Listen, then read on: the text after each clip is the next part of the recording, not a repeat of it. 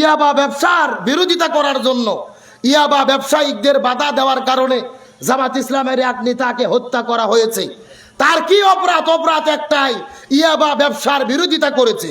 বাংলাদেশের যে পরিবেশ চলতেছে, যে চুরি করে, চোর চুরি করতেছে, কোনো দোষ নাই। ইয়াবা খাচ্ছে, কোনো দোষ নাই। চাঁদাবাজি করতেছে, কোনো দোষ নাই। কিন্তু বাধা দিতে গেলে দোষ হয়। আল্লাহ বলেন তারাও ষড়যন্ত্র করে, আমি আল্লাহ আমিও কৌশল অবলম্বন করি। কার কৌশল বিজয় হয়? আরো জোরে বলেন। আল্লাহ বলছেন ইয়াকিদুনা কায়দা ওয়া আকিদু কায়দা।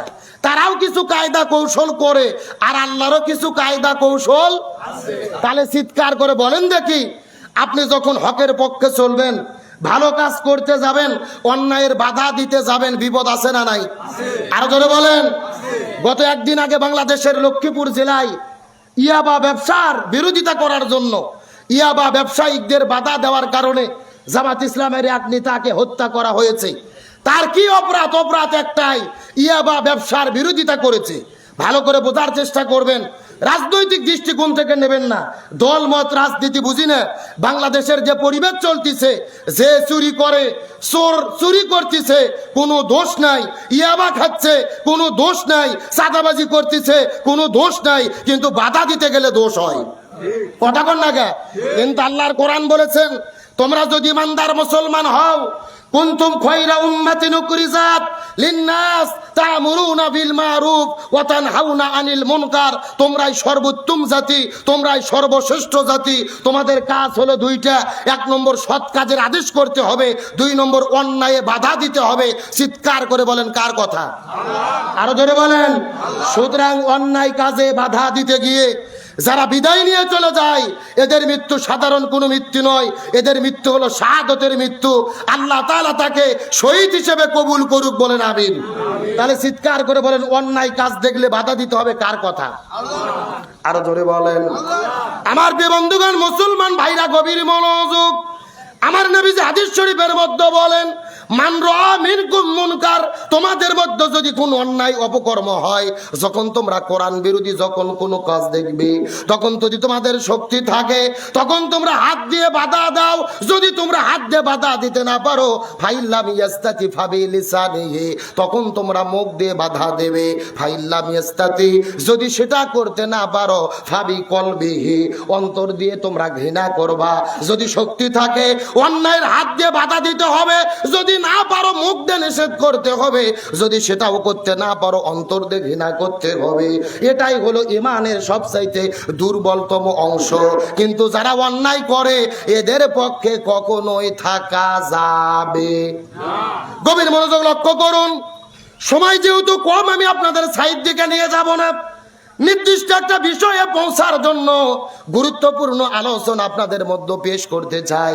তাহলে এই যে জালেম বাদশা যখন সারার কাছে গেছে, তার হাতগুলোকে অবশ করে দিয়েছেন কে? আরো জোরে বলেন। জালেম বাদশা বিপদের মধ্যে পড়ে গেল। বিপদের মধ্যে পড়ার পরে ডাকতে বলে, হে সারা, আমি ভুল করেছি, অন্যায় করেছি, আমাকে ক্ষমা করে দাও। আল্লাহর কাছে তুমি মাপ চাও, আমি আর তোমার সঙ্গে কখনোই বেয়াদবি করব না। এই কথা বলার পরে হযরতে হাজরা, হযরতে বিবি সারা আলাইহিস সালাম আল্লাহর কাছে ফরিয়াদ করলেন। আল্লাহ তাআলা তার হাতটাকে ভালো করে দিল। কিন্তু কুকুরের লেজ কিন্তু কখনোই সোজা হয়।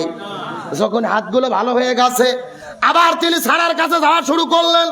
তাকে চরিতার্থ করবেন, তার ইজ্জতকে নষ্ট করবেন।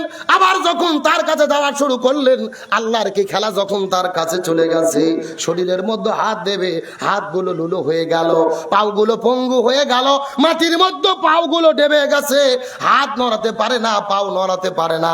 জালেম বাদশা মনে মনে চিন্তা করে, উপায় পাওয়ার বুদ্ধি কি? এক ঠেলায় ডাক দে বলে, এ সারা, মা তুই আমাকে বাঁচা। কি বলছে? ঠেলার নাম কি? এ কতক্ষণ ঠেলার নাম কি? এতদিন এতক্ষণ চেষ্টা করলো, তার লজ্জাস্থানে আক্রমণ করবে, তার ইজ্জত নষ্ট করবে। এখন হাত পাগুলো অবশ হয়ে গেছে, বলতেছে, মা তুই বাঁচা, মা সুবহানাল্লাহ কর। বলতিস, আর আমি তোর দিকে কোন নজরে তাকাবো না, ভুল করেছি, একটা বার আল্লাহর কাছে তওবা করে আমার জন্য ক্ষমা চাও, আমি তোমাকে মা হিসেবে সম্মান করব, আর কখনো তোমার সঙ্গে বেয়াদবি করব না। চিৎকার করে বলেন আল্লাহু আকবার। আমার প্রিয় বন্ধুগণ, মুসলমান ভাইরা গভীর মনোযোগ। এই কথা বলার পরে হযরত সার আলাইহিস সালাম আল্লাহর কাছে ফরিয়াদ করে বলেন, আল্লাহ, এ তার ভুল বুঝতে পেরেছে, আপনি তাকে মাফ করে দেন, তার তওবাটাকে কবুল করে নেন। হযরত সার আলাইহিস সালাম এর কথা শোনার পরে আল্লাহ তাআলা তার তওবাকে কবুল করলেন, তাকে মাফ করে দিলেন। সৈনিকদেরকে জালেম বাদশা ডাক দিয়ে বলে, এই যে মেয়েটাকে ধরে এনেছো, তার স্বামীটাকেও ঘরের মধ্যে নিয়ে আসো। হযরত ইব্রাহিম আলাইহিস সালামকে ঘরের মধ্যে আনা হলো। আনার পরে ডাক দিয়ে বলে, ইব্রাহিম, জালেম বাদশা ডাক দিয়ে বলে, ইব্রাহিম, আমি ভুল করেছি, অন্যায় করেছি, তোমার স্ত্রীর সঙ্গে আমি অন্যায় কাজ করতে চেয়েছিলাম, কিন্তু আল্লাহ আমাকে শাস্তি দিয়েছে। ইব্রাহিম নবী ডাক দিয়ে বলে, হে জালেম বাদশা, তুমি আমার স্ত্রীর সঙ্গে কি কি ঘটনা ঘটাইছো এটা আমাকে বলার দরকার নাই। ঘরের মধ্যে যা যা ঘটেছে আমার আল্লাহ সরাসরি আমাকে তা দেখানোর ব্যবস্থা করেছে। চিৎকার করে বলেন না সুবহানাল্লাহ। আরো জোরে বলেন, সর্বময় ক্ষমতার মালিককে। এই সময় ওই জালেম বাদশা ডাক দিয়ে বলে, হে ইব্রাহিম, এখান থেকে তোমাদেরকে সসম্মানে মুক্ত করে দেব, তবে আমার একটা তোমার কাছে ওসিয়ত আছে। আমার একটা কন্যা সন্তান আছে, যার নাম হলো হাজেরা। কি নাম বললাম? এই হাজেরাকে আমি তোমাকে উপহার দিতে চাই। ইব্রাহিম আলাইহিস সালাম ডাক দিয়ে বলে, আমি তোমার হাজেরাকে উপহার হিসেবে গ্রহণ করতে পারবো না, খাদেম হিসেবে গ্রহণ করতে পারবো না, তবে তুমি জোর করে যদি হাজেরাকে আমাকে দাও, আমাকে স্ত্রী হিসেবে, বউ হিসেবে দিতে হবে। আমি খাদেম হিসেবে নয়, আমি প্রয়োজন তাকে বিবাহ করে আমার সঙ্গী বানাতে চাই। জালেম বাদশা বলতেছে, তোমার খাদেম দেব, সেবক দেব। ইব্রাহিম বলতে, খাদেম না সেবক না, প্রয়োজন আমার সঙ্গে কি দাও? বিবাহ দাও। তাহলে হযরত ইব্রাহিম আলাইহিস সালামের স্ত্রী হলো কয়টা? আরো জোরে বলেন। প্রথমে বিবাহ করলো হযরত সারা আলাইহিস সালামকে, 2 নম্বর হযরত হাজেরা আলাইহিস সালামকে। গভীর মনোযোগ আমার প্রিয় মুসল্লি ভাইরা লক্ষ্য করে বোঝার চেষ্টা করবেন। আমি যে বিষয়টা বোঝানোর জন্য আলোচনাটা সামনের দিকে নিয়ে যাচ্ছি, ধারাবাহিকভাবে বোঝার চেষ্টা করবেন। এই দুইজন স্ত্রী নিয়ে ফিলিস্তিনে বসবাস করা শুরু করলেন ইব্রাহিম আলাইহিস সালাম। কিন্তু হযরত ইব্রাহিম আলাইহিস সালামের বয়স যখন 86 বছর হয়ে গেল, আল্লাহর কাছে ফরিয়াদ করে বলেন, আল্লাহ, রব্বি হাবলি মিনাস সলিহিন, আল্লাহ, আপনি আমাকে একটা নেককার সন্তান দান করেন। 86 বছর বয়স হয়ে গেছে, এখন পর্যন্ত তার কোনো সন্তান নাই। ইব্রাহিম নবী আল্লাহর কাছে সন্তান প্রার্থনা করে, তার কারণ চিৎকার করে বলেন তো, সন্তান দেওয়ার মালিক কে?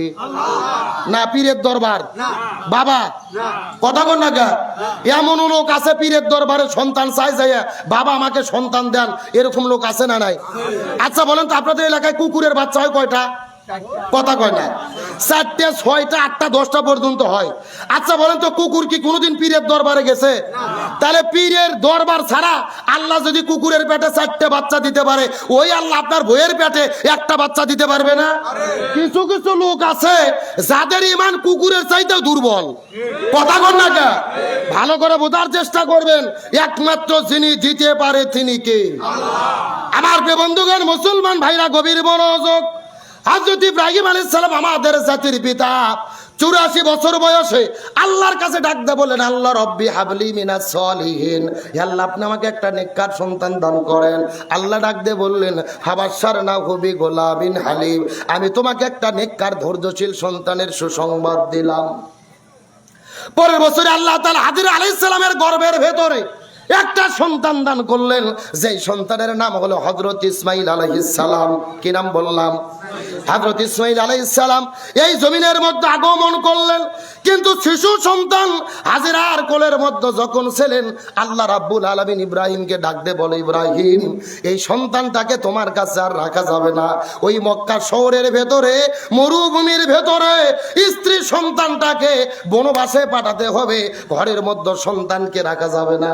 হযরত ইব্রাহিম আলাইহিস সালামকে যখন আল্লাহ তাআলা হুকুম করলেন, হযরত ইব্রাহিম আলাইহিস সালাম ওই স্ত্রী সন্তানটাকে সঙ্গে করে নিয়ে ওই মক্কার মরুভূমির ভেতরে যাবার পরে, হাজেরা আর ইসমাইলকে রাখার পরে যখন পিছন দিক দিয়ে ঘুরে উঠনে রওনা করা শুরু করলেন, পিছন দিক থেকে হাজেরা কান্না করতে করতে ডাক দিয়ে বলে, ও প্রাণের স্বামী, এই মরুভূমির ভেতরে আমাকে কেন রেখে যাচ্ছেন? তার কারণটা আপনার কাছে জানতে চায়। ইব্রাহিম নবী কোনো কথা বলে না। হাজেরা সর্বশেষ জিজ্ঞেস করে বলেন, প্রাণের স্বামী, কি কারণ বলেন তো দেখি? আল্লাহ তাআলা কি হুকুম করেছে নাকি? এই জন্য আপনি মরুভূমির মধ্যে আমাদেরকে রেখে যাচ্ছেন। হযরত ইব্রাহিম আলাইহিস সালাম হাজেরার এই কথাটা শোনার পরে আকাশের দিকে তাকায়া আঙুল বের করে আকাশের দিকে তাকায়া ইশারা করলেন। হাজেরা আলাইহিস সালামের বুঝতে বাকি রইল না, আল্লাহ তাআলা হুকুম করে দিয়েছে এই মরুভূমির মধ্যে তাকে রেখে যেতে হবে। হাজেরা আলাইহিস সালাম ডাক দেয়া বলে, এ প্রাণের স্বামী, আল্লাহ যদি হুকুম করে এই মরুভূমির মধ্যে আমাদের জন্য থাকার পছন্দ করে, আমাদের কোনো টেনশন নাই। যে আল্লাহ হুকুম করেছে ওই আল্লাহ আমাদের নিরাপদ জীবন দান করবে। ইমানের কি শক্তি বোঝার চেষ্টা করেন। হাজেরা আলাইহিস সালাম বলতেছেন কোনো টেনশন নাই, আল্লাহ যদি হুকুম করে আমি মরুভূমির মধ্যে থাকবো, কোনো সমস্যা। আমার বন্ধুগণ, মুসলমান ভাইরা গভীর মনোযোগ। হযরত হাজেরার শিশু সন্তান ইসমাইলকে মরুভূমির মধ্যে রেখে ইব্রাহিম আলাইহিস সালাম চলে গেলেন। শিশু সন্তান ইসমাইল পানির জন্য কান্না করা শুরু করলেন, কিন্তু মরুভূমির মধ্যে কোনো পারে না। হাজেরা আলাইহিস সালাম একবার সাফা পাহাড়ে দৌড় দেয়, আবার মারওয়া পাহাড়ে দৌড় দেয়, সাফা পাহাড়ে দৌড় দেয়, মারওয়া পাহাড়ের মধ্যে দৌড় দেয়। দৌড়াইতে দৌড়াইতে 1 নয় 2 নয় 7 বার দৌড়াইছে। জোরে বলেন কয়বার?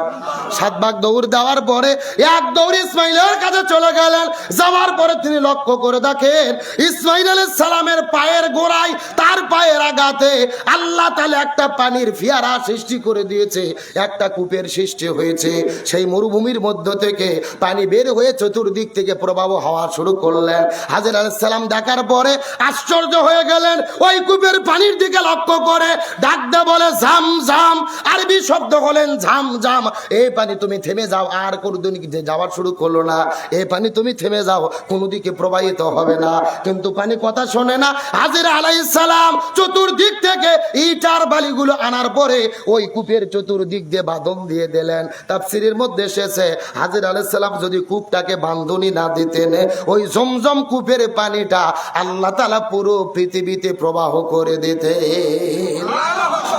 আমার বন্ধুগণ, মুসলমান ভাইরা গভীর মনোযোগ। কিন্তু হাজেরা আলাইহিস সালাম সাফা মারওয়া পাহাড়ের ভেতরে এই যে 7 বার ঘোরাঘুরি করলেন, দৌড়ানো করলেন, দৌড়াদৌড়ি করলেন, আল্লাহ হাজেরার দৌড়টাকে এত বেশি পছন্দ করে দিয়েছে, কিয়ামত পর্যন্ত লক্ষ লক্ষ হাজিরা হজ আর উমরা করার জন্য কাবা ঘরে যারা যাবে, কাবা ঘরে তাওয়াফ করার সঙ্গে সঙ্গে ওই হাজির জন্য জরুরি হয়ে যায় সাফা মারওয়ার ভেতরে সাই করা, দৌড়াদৌড়ি করা। তার মানে হাজেরা আলাইহিস সালামের দৌড়াদৌড়িটাকে আল্লাহ তাআলা এত বেশি পছন্দ করেছে, কিয়ামত পর্যন্ত হাজিদের মাধ্যমে আল্লাহ সাফা মারওয়া পাহাড়ের ভেতরে এই দৌড়ানোটাকে আল্লাহ তাআলা প্রবাহমান রাখবে। হযরত ইব্রাহিম আলাইহিস সালামের সন্তানগুলো বড় হতে শুরু করলেন।